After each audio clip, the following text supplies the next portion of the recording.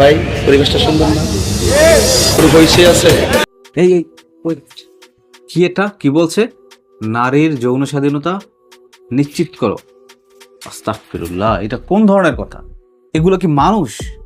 না, আমার তো মনে হয় না। এরা তো মনে হচ্ছে সবগুলা ওই একটা গানের মধ্যে বলে না, ওইটা।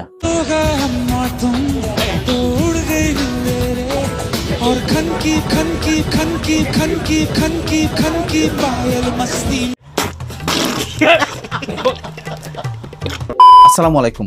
কি একটা জেনারেশন তৈরি হচ্ছে আমাদের বাংলাদেশে।